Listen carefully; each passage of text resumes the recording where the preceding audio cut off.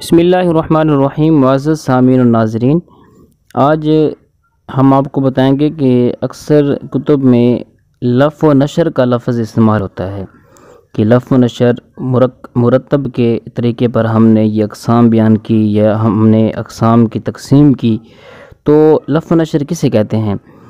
یاد رکھیں، لغت کے اندر لف کے معنی لپیٹنے کے ہیں اور نشر کے معنی پھیلانے کے ہیں، اور اصطلاحی تعریف اس کی یہ ہے کہ پہلے کئی چیزیں ذکر کی جائیں، یہ لف ہے، پھر ان میں سے ہر ایک کے مناسبات اور متعلقات بیان کیے جائیں، یہ نشر ہے۔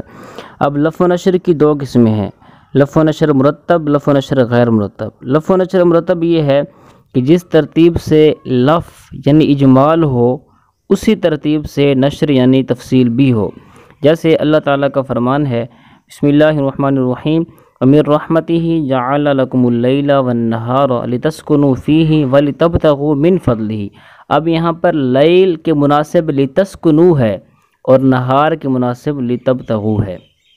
اور دوسری قسم ہے لف و نشر غیر مرتب، یہ ہے کہ جس ترتیب سے لف ہو اس ترتیب سے نشر نہ ہو۔ پیچھے تھا کہ جس ترتیب سے لف ہو اسی ترتیب سے نشر ہو، جبکہ لف و نشر غیر مرتب یہ ہے کہ جس ترتیب سے لف ہو اس ترتیب سے نشر نہ ہو۔